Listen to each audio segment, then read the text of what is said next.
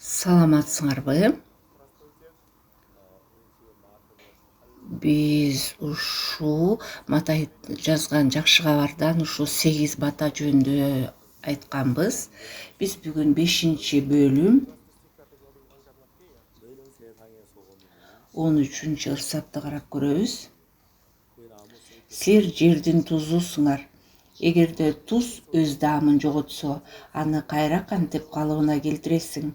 Ал адамдардын тепсемдесине ыргытылуудан башка эч нерсеге жарабайт. Силер дүйнөнүн жарыгысыңар. Тоо үстүндөгү шаар жашырына албайт. Чыракты жандырып, анын үстүнө идишти көмкөрүп койбойт. Үйдөгүлөрдүн баарына жарык берсин деп аны чыракбайга коет. Китепте жазылып турат, силер жердин тузусуңар деп. Силер бул дүйнөнүн жарыгысыңар деп турат.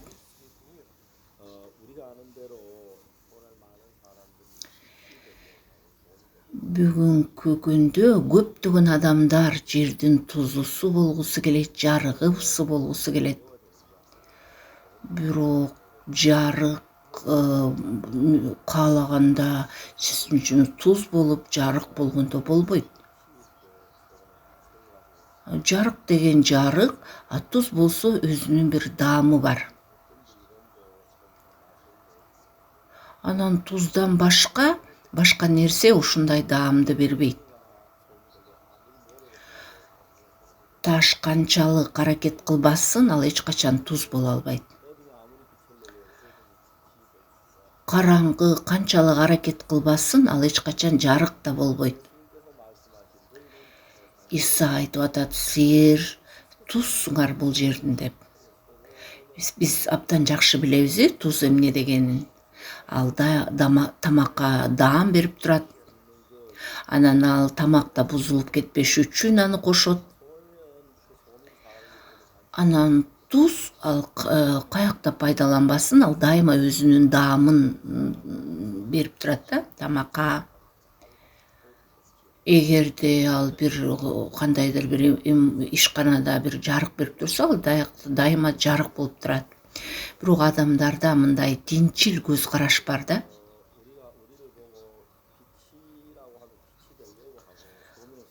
Анан эгерде жазылып турса, силер жарыгсыңар, тузусуңар десе, адамдар аракет кылышат да. Бирок Иса Машаяк кантип айткан жок, силер туз болгула деп. Ал айткан, силер тузсуңар деген бул жердин. Мен Матайды окуганда эң таң кала турган нерсем Иса Машаякка келгенге чейин өтө көп пайгамбарлар болгон. Алар дагы абдан жакшы сөздөрдү айтышкан.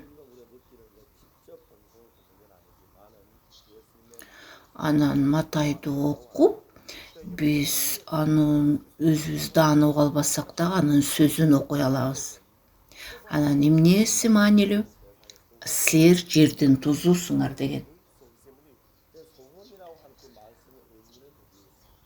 Анан кандай ушу жерде мындай ушу жерде жазылганда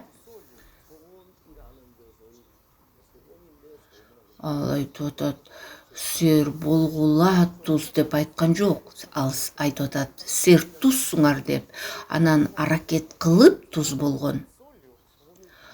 Анан сен түшүнүгүң бар, сен туз экениңди бул эки башка түшүнүктү берип турат да. Анан ушу Андерсондун ушундай чыгармачылыгында ушундай жаман өрдөк или мындай өңү ушунчалык мындай начар ушундай өрдөк.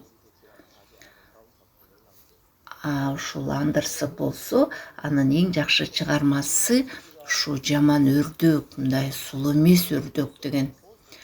Башка өрдөктөр өзүнчө мындай жакшынакай болчу кебетеси. Бир гана ушул өрдөктө мындай өңү дагы мындай жакшы болгон эмес да. Анан ал бир жолу ушул бир көлмөгө барганда, анан ошо алыс жакта ушундай аккуулардын ушундай жайгашканын көргөн да. Анан ал өрдөк ушундай четтен карап ойлонуп, мен алар менен достошо аламбы деген. Анан бир бурчуна барып туруп, анан ошо жолой албай алар турган.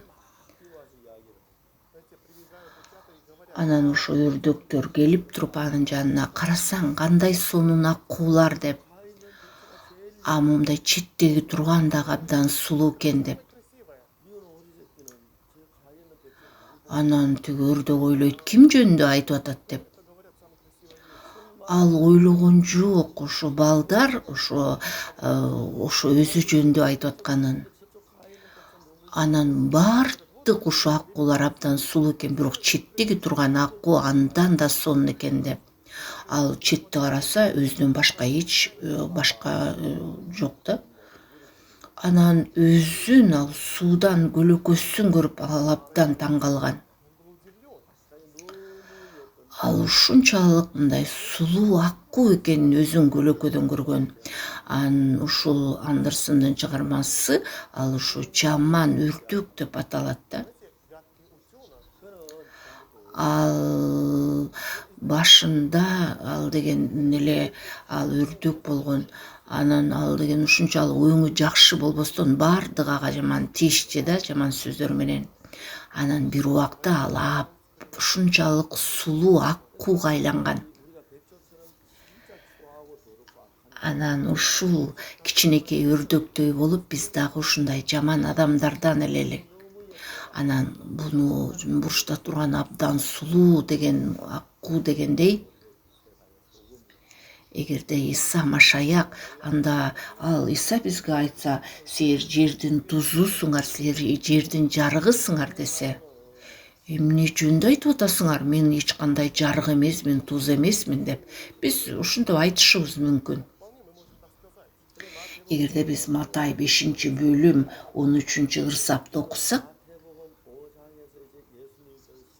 Иса айткан, руху жакырлар бактылуу деп, ыйлагандар бактылуу деген. Анан ушу 8 бата жөнүндө Иса Машаяк айткан. Элдер ушул батаны кабыл алышкан. Анан качан алар ишеним менен ушул чындыкты кабыл алганда, таң калыштуу, анан чынында алар жердин тузу жана жарыгы болуп калышкан.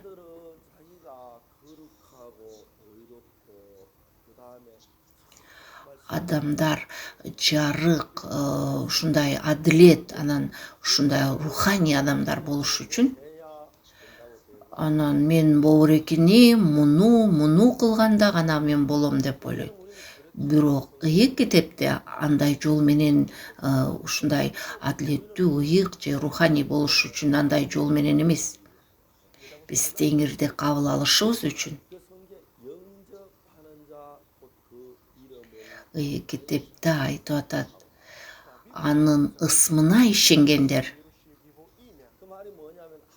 Башкача айтканда, Кудайдын сөзүн кабыл алгандар, анан ким ошого ишенсе, Кудай айткан, Кудайдын балдары болуу бийлиги берилди деп. Мен дагы ушундай жөнөкөйлүк менен айтып бергим келет да. Иса Машаяк ушу Вифеста көлмөсүнө келген. Анан ал жерде 38 жылдан бери урган адамга жолуккан. Иса андан сураган, сен айыккың келеби деп. Анан ал урган киши эмне деп айткан ал?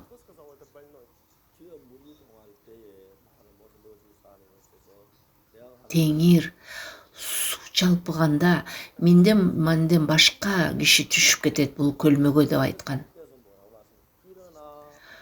Анда төшөгүңдү алгының дагы бас деген ал адамга. Иса ал адамга ушинтип айткан. Ал адам эгерде Исанын сөзүн кабыл алса, Иса 38 жыл ооруган адам менен сүйлөшүп турган. Иса андан сураган, айыккың келеби деп. Ооба, мен ушу сууга түшкүм келет, бирок мени ошо сууга сала турган адам жок. Ал айткан төшөгүңдү ал жана бас деген. Бул эмнени билдирет? Эгерде сен азыр турсаң, сен сөзсүз басасың деген. Төшөгүңдү ал жана бас деген. Сен баса аласың, ошон үчүн бас деген. Баса албаган адамга Иса антип айта албайт.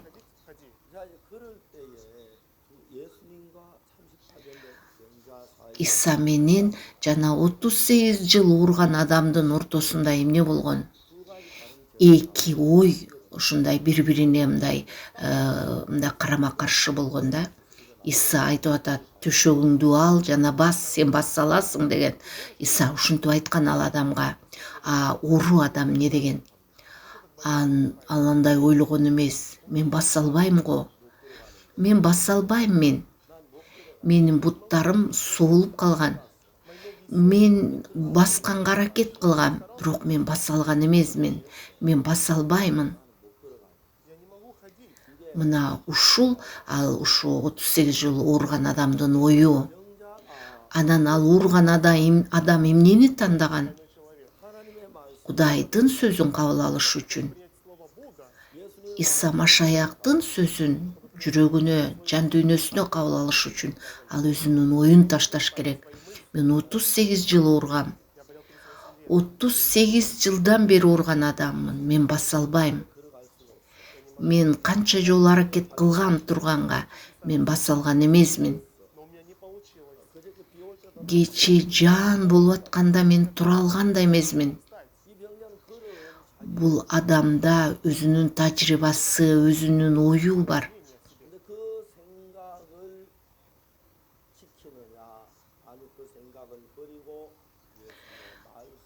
Анан ал өзүнүн оюн сактайбы же Иса Машаяктын сөзүн кабыл алабы? Мына ошо экөөнүн бирөөнү тандаш керек. Эгерде ал адам өзүнүн оюн бекем кармап турса, ой, сиз чынында жакшы сөз айтып атасыз, бирок мен баса албайм. Ой, жакшы болмок эгерде мен бассам. Мен дагы баскым келет, бирок менде мындай болбой атат басканга. Сиз менин бутумду көрсөңүз болмок. Ал эгерде ушу сөзүнөн кайтпай айта берсе, анда ал Иса Машаяктын сөзүн кабыл ала алмак эмес. Бирок ал ооруган адам ойлонуп баштаган. Иса мага айтып атат, төшөгүңдү ал бас деп. Ооба, мен чынында баса албайм. Ана мен кантип басам? Эгерде Иса айтып атса, бас деп атса, анда баса алам мен. Мен ушул оюмдун аркасынан кеткен бир жакшы нерсени көрдүмбү? Эми мен өзүмдүн оюмду таштап ушул айткан нерсени кабыл алсам, өзүмдүн оюмду таштап ушу айткан сөздүн аркасынан кетсем, ооба, чынында өзүмдү караганда баса албайм мен. Бирок ал айтып атат, басасың деп. Ошон үчүн айтып аткандыр, баскын деп. Анан төшөгүмдү алайын да басайын деген. Ушундай жүрөк менен ал Иса Машаяктын сөзүн кабыл алмаган. Эгерде ал ушундай Исаны ушундай жүрөк менен кабыл алса, анан андагы жан дүйнөсүндө ошол баса алам деген нерсе, дагы мындай бир мисал келтирип көрөйүн. Кудай Мусага айткан, Нухка айткан, бул жерди суу менен, сел менен ушу каптатам деген. Анан ал качан Кудайдын сөзүн кабыл алганда, Нухтун ичинде ушундай бир нерсе пайда болгон да. Жакшы үйлөрдү көргөндө. Анан бардыгы суу каптайт. Бул абдан жакшы тала экен. Анан ушу жердеги таладагы нерсенин бардыгын суу каптап калат. Ушу дарактардын бардыгы талкаланат.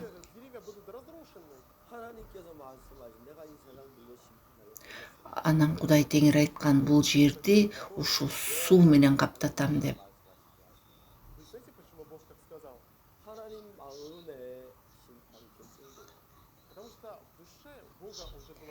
Кудайдын жүрөгүндө ал сот болгон.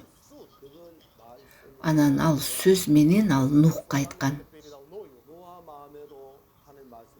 Анан Нух качан Кудайдын сөзүн кабыл алганда, анда көптөгөн адамдарга бул сел жөнүндө айтыш керек. Анан Нух башка адамдарга айтып баштайт. Эгерде ал Нух ал Кудайдын сөзүн кабыл алса, анын жан дүйнөсүндө дагы ушу сот пайда. Анан Кудай айтат, ушундай кеме даярдаш керек деп. Бирок адамдар бирөө дагы ишенбейт Кудайдын Нухтун айткан сөзүнө. Кудайдын жүрөгүндө ал сот бар. Бул сот болору, ошо суу менен соттору бул чыныгы ошондой болот. Элдер угушкан ошол нерселерди. Бирок алар деген бул сөздү кабыл алышкан эмес. Эч кандай сел алардын жүрөгүндө болгон эмес. Алардын мындай мамилелери кандай болуп, мындай анан сел болот деген адамдардын жүрөгүндө ошондой нерсени кабыл алгандар. Алар деген кеме куруп башташкан. Анан сел болбойт дегендерге алар шылдыңдашкан, кеме курабыз дегендерге. Чынында алардын жүрөгүндө эгерде ошо селго ишенбесе, эмне кереги бар кемени курганга? Анан ушу Кудайдын сөзү алардын жан дүйнөсүндө бар, жана Кудайдын сөзү жок адамдар айырмаланып турат. Анан адамдарда ыйык китептеги сөз ушу жан дүйнөсүнө түшкөн сөз болот. Кээ бир адамдарда андай сөз түшпөйт алардын жүрөгүнө. Матайда 8 бата жөнүндө айтылган. Эгерде биз ушу Иса Машаяктын сөзү биздин жан дүйнөбүзгө түшсө,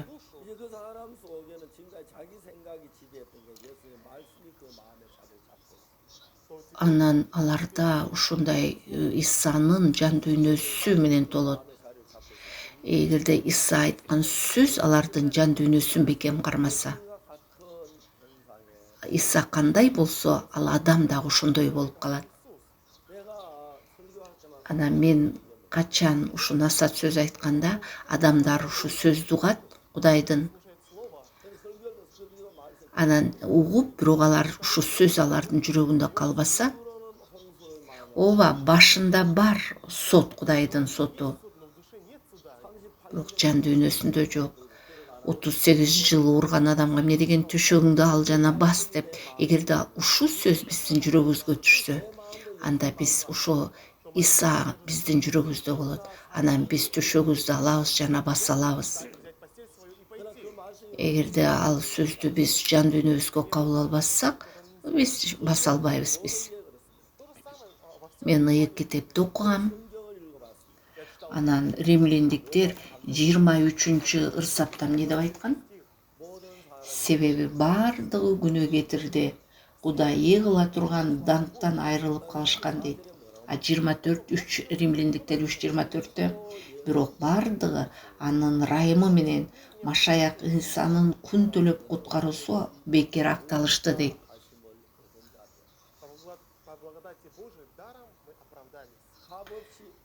Биз анын ырайымы менен акталдык деп турат. Кудай айтып атат, силер акталдыңар деп. Ооба, чынында биз күнөө кетирдик. Чынында биз жаман иштерди кылдык. Биз көптөгөн каталарды кетирдик. Иса Машаяк айкаш-жыгаштагы өлүмү аркылуу биз акталдык. Эгерде биз Кудай алдында акталсак, Кудай айтып атат, сен акталдың деп, сенин бардык күнөөлөрүң кечирилди деп, сенин күнөө боюнча сурооң айкаш жыгачта чечилди деп, сенин бардык күнөөлөрүң кечирилди деп. Кудай айтып атат, сен адилетсиң деп. Эгерде силер ушул Кудайдын сөзүн кабыл алсаңар, чынында мен акталдымбы? Кудай айтып атат, мен акталдым деп. Эгерде Кудай мени актаса, анда мен акталганмын чынында. Сен качан мени караганда мен адилетминби? Сен көз карашың боюнча андай эместир, бирок Кудай айтып атат акталдың деп. Эгерде биз ушул нерсени кабыл алсак, чынында мен адилетмин, ыйыкмын деп мен кабыл алам. Мен жакшы бир нерсе кылган үчүн мен өзүмдү айта албайм, мен ыйыкталдым деп. Өзүнүн жакшы иштери менен бир дагы адам адилет боло албайт. Кудайдын көз карашы менен караганда бир дагы адилеттүү адам жок. Иса бизди адилет ыйыктаган. Иса айкаш жыгачта өлгөндө ал биздин күнөөлөрүбүздөн тазалап алактаган. Иса айкаш жыгачта өлгөн биздин күнөөлөрүбүз үчүн. Иса айкаш жыгачта өлгөн биздин күнөөдөн тазалаш үчүн. Ыйык китепте эмне деп айтып атат? Бизди акталды деп атат. Кудай айтып атат, эми күнөөлөрүңдү эстебейм деп атат. Ал биздин күнөөлөрүбүздү аппак кардай агарттым деп атат. Ыйык китепте айтып атат, бизди ыйык болуп калдыңар деп атат. Эгерде Кудайдын сөзү чынында акталдың деп атса, чынында акталдык. Эгерде Кудай адилетсиң деп атса, анда адилетпиз. Биз мына ушундай биз кабыл алышыбыз керек. Анан Кудай актадым деп атса да, силер ыйыксыңар деп атса, адилетсиңер деп атса, силердин күнөөлөрүңөр жуулду деп атса ыйык китепте, Кудай эми мен эстебейм күнөөлөрүңөрдү деп атса, ыйык китеп даана ушундай деп жазылып турат. Жок, мен күнөөкөрмүн. Мен көп күнөө кылдым. Мен бүгүн калп айттым. Анан кантип мен адилетмин деп айта алам? Ал деген ыйык китепке ишенген адамбы же өзүнө ишенген адамбы? Ал өзүнө ишенген, оюна ишенген адам. Кудай айтып атат, силердин ойлоруңар менин ойлорум эмес. Сен менин ойлорумду кабыл алышың керек деп атат Кудай. Сен эгерде акталдың деп атсаң, сен акталганыңды кабыл алышың керек. Адилет болуш үчүн. Биз кандайдыр бир туура иштерди кылып адилет боло албайбыз. Биз адилет иштерди кыла албаган адамдарбыз. Биз эгерде бизди актап атса, анда чынында биз акталдык. Биз өзүбүздү актаган жокпуз. Иса Машаяк бизди акташ керек. Иса бизди акташ үчүн ал бүт күнөөнү өз мойнуна алган. Ал биздин күнөөбүз үчүн жаза алган. Анан толугу менен бизди күнөөдөн бошоткон. Эч кемтиксиз, айкаш жыгачка да өлгөн Иса Машаякты карап, Кудай айтып атат, силер акталдыңар деп, ыйыкталдыңар деп, силерди таза деп атат. Чынында биз адилетпиз. Бирок көптөгөн адамдар муну кабыл албайт. Кудайдын сөзүн кабыл албайт, акталдың деген. Кудай айтып атат, мен эч кандай күнөөлөрүңдү эстебейм деп атат. Кудай айтып атат, мен сени тазаладым деп атат. Кудай айтып атат, акталдың деп атса, биз айтып атабыз, күнөө кетирип атам деп. Кудай айтып атат, сен ыйыксың десе, жок, мен күнөөкөрмүн дейт. Кудай айтып атат, мен сенин күнөөлөрүңдү эстебейм деп атса, биз эстейбиз. Биз өзүбүздүн ойлорубуз Кудайдын ойлорунан айырмаланып турат. Анан ушу акталдың деген Кудайды кабыл албай, Кудай айтып атат, сен ыйыкталдың деп. Кудай айтып атат, мен сенин күнөөлөрүңдү эстебейм деген Кудайды кабыл албайбыз. Биз ушу сөздү кабыл албагандыктан биз күнөөдөн бошоно албайбыз. Ошон үчүн биз Кудайды четке каккандыктан бизге мындай жага турган гана нерсени кабыл алабыз, жакпаган нерсени четке кагабыз. Кантип биз жарык боло алабыз, тузу боло алабыз? Андай эмес. Биз чынында ооба туз эмеспиз. Эгерде Кудай жарыксыңар деп атса, анда биз жарык болобуз. Эгерде Кудай чынында жарыксың деп атса, анда жарыкпыз. Анда эмне кылыш керек? Какта мен жарыкмын? Мен бүгүн күнөө кетирбедимби? Мен кылып айттым, уруштум мен. Мен жарык эмесмин. Кудай айтып атат, жок, сен жарыксың деп атат. Кудай айтып атат, сен жарыксың деп атат. Мына ушундай кабыл алыш керек. Мына ушул Исага болгон ишеним. Эгерде биз ошондой кабыл алсак, анда чынында анын жан дүйнөсү жарык болсо, анда ал адам дагы жарык болот. Анын ичинде Кудай жашайт. Анын күчү ал адамда болот. Биз жарык деп атса, жарык кылганга болгонго аракет кылбашыбыз керек. Биз жарыкпыз.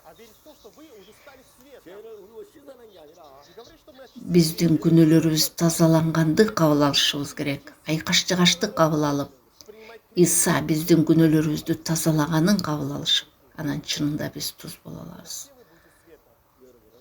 Жолукканга чейин жакшы кабыл ала.